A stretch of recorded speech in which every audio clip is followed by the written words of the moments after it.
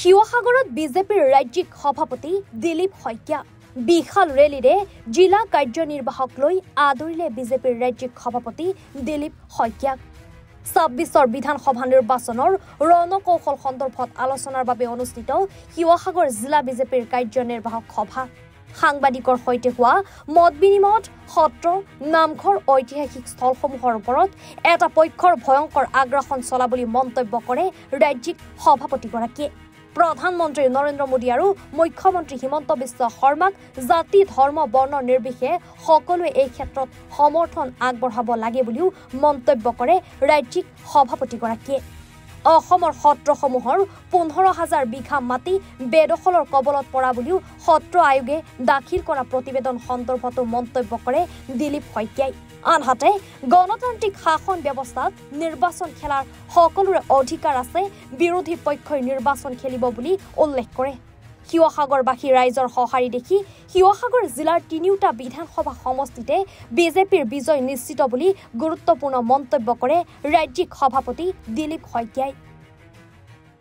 শিৱসাগৰবাসীৰ স্বতঃস্ফূৰ্তভাৱে আজি ওলাই আহিছে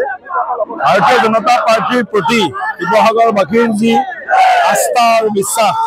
নৰেন্দ্ৰ মোদী ডাঙৰীয়া আৰু আমাৰ মুখ্যমন্ত্ৰী ডক্টৰ হিমন্ত বিশ্ব শৰ্মা ডাঙৰীয়াৰ যি উন্নয়নমুখী কাম কাজ শিৱসাগৰ আমাৰ যি ঐতিহাসিক আমাৰ যি বুৰঞ্জী আমাৰ যি ইতিহাস এই গোটেইখিনিক আমি আজি ভাৰতীয় জনতা পাৰ্টীয়ে শক্তিশালীভাৱে আমি শিৱসাগৰবাসীৰ যি মৰম শিৱসাগৰবাসীৰ যি শ্ৰদ্ধা এই মৰম শ্ৰদ্ধাক আমি সকলো দিশৰ পৰা যাতে আমি তাৰ ঋণ যাতে ঘূৰাই দিব পাৰোঁ আৰু ঐতিহাসিক এই শিৱসাগৰ যি চহৰ বা শিৱসাগৰ জিলা স্বৰ্গদেউ চাওলুং চুকাফাই যিধৰণে সমগ্ৰ অসমখনক বৰ অসমলৈ ৰূপান্তৰ কৰাৰ কাৰণে যি সপোন আছিল আজি মই পবিত্ৰ এই শিৱদৌলৰ বাকৰিৰ পৰা ঐতিহাসিক শিৱসাগৰৰ মাজমজিয়াৰ পৰা মই সমগ্ৰ অসমবাসীক বিনম্ৰতাৰে অনুৰোধ জনাব বিচাৰিছোঁ যে জাতি ধৰ্ম পন্থ বৰ্ণ নিৰ্বিশেষে আমি সকলোৱে অসমীয়া যি আমাৰ কৃষ্টি সংস্কৃতি সভ্যতা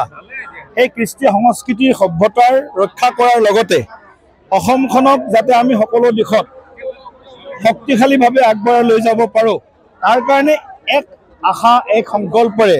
সকলোৱে নিজৰ নিজৰ দায়িত্ব কৰ্তব্য সম্পাদন কৰক আজিৰ দিনটোত আমি সেইটোৱে ক'ব বিচাৰোঁ যে ৰাজনৈতিকভাৱে শিৱসাগৰ জিলা নিশ্চিতভাৱে ভাৰতীয় জনতা পাৰ্টীৰ কাৰণে হাৰুৱা আৰু ২০২৬ত নিশ্চিতভাৱে শিৱসাগৰ হওক ডিমৌ হওক আৰু আমাৰ নাজিৰা সমষ্টি হওক তিনিওটা সমষ্টিত ভাৰতীয় জনতা পাৰ্টীয়ে শিৱসাগৰবাসী ৰাইজ তিনিওটা সমষ্টিৰ ভোটাৰ ৰাইজৰ আশীৰ্বাদ আৰু সমৰ্থন লাভ কৰিব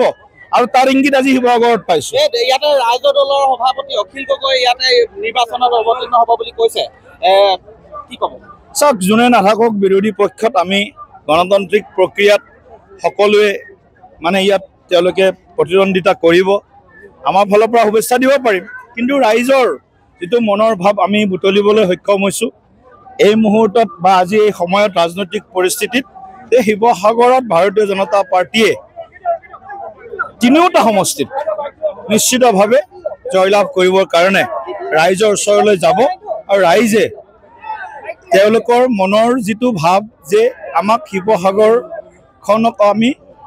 উন্নত আৰু সকলো দিশত আগবঢ়া অঞ্চল হিচাপে গঢ়ি তুলিব লাগে আৰু আমাৰ যি ইতিহাস আমাৰ যি বুৰঞ্জী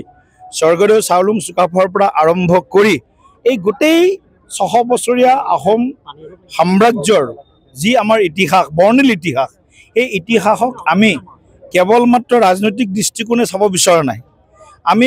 বৰ অসমখনক যাতে আমি সৰ্বদিশত সৰ্বাংগ সুন্দৰ আৰু সৰ্বশক্তিমান কৰি গঢ়ি তুলিব পাৰোঁ আৰু তাৰ কাৰণে আমি শিৱসাগৰবাসী ৰাইজৰ আশীৰ্বাদ আৰু সমৰ্থন বিচাৰিছোঁ কালি সত্ৰ আয়োগে যিখন প্ৰতিবেদন দিছে ১৫,০০০তকৈও অধিক মাটি বেদখল হৈছে সত্ৰৰ মাটি এই গোটেই ক্ষেত্ৰত আপোনালোকৰ চৰকাৰে ইতিমধ্যে কৈছে সত্ৰ আয়োগৰ যি প্ৰতিবেদন কালি দাখিল হ'ল অত্যন্ত এটা আমাক মানে আমাৰ যি শ্ৰীমন্ত শংকৰদেৱ গুৰুজনাই অসমীয়া জাতিটোক দি থৈ যোৱা যি সত্ৰ আমাৰ সংস্কৃতি বা সত্ৰৰ যিবিলাক সম্পদ সমল ইয়াৰ ওপৰত যি ভয়ংকৰ আক্ৰমণ হৈছে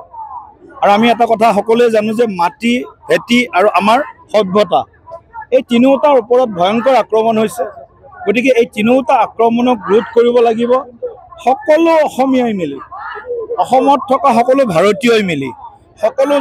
জাতি জনগোষ্ঠীৰ লোকে আমাৰ সত্ৰ হওক দেৱালয় হওক নামঘৰ হওক ঐতিহাসিক স্থান হওক আমাৰ মানে পথাৰ হওক আমাৰ ব্যৱসায় হওক যি ধৰণে ভয়ংকৰভাৱে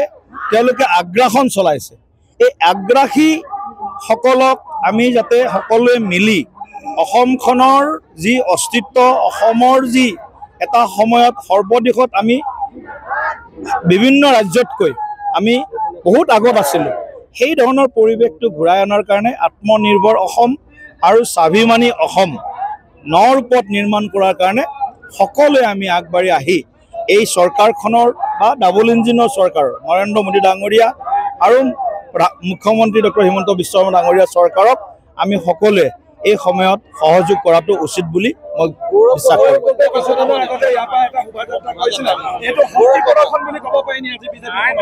নাই গৌৰৱ গগৈ ডাঙৰীয়াই তেখেতৰ শক্তি সামৰ্থ্যৰে তেখেত ৰাইজৰ মাজলৈ গৈছে আমিও গৈছোঁ বিচাৰ ৰাইজে কৰিব কাৰণ ভাৰতীয় জনতা পাৰ্টি কেৱল তেওঁলোকে কৈ আছে চৰকাৰত আহিম আমি কৈ আছো ওলোটা আমি চৰকাৰত অহাৰ কথাটোত কৰিও আমি কৈছো ৰাইজে সেৱা কৰিম তেওঁলোকে শাসনৰ চিন্তা কৰিছে আমি সেৱাৰ চিন্তা কৰিছো গতিকে গৌৰৱ গগৈৰ লগত মোৰ বেছিক ডিফাৰেঞ্চ তেওঁৰ চিন্তাৰ তেওঁৰ মাইণ্ডছেটৰ বেছিক ডিফাৰেঞ্চ হৈছে তেওঁ শাসনৰ কথা কৈছে আমি সেৱাৰ কথা কৈছো মই দেখুৱাইছো আজি বিশাল শোভাযাত্ৰা উলিয়াইছে বিজেপি আজি যোৱা 31 মেত এই স্থানৰ পৰাই শিৱসাগৰৰ পৰা ৰাতু কুমাৰ দাসৰ ৰিপৰ্ট এনি ভাৰত 24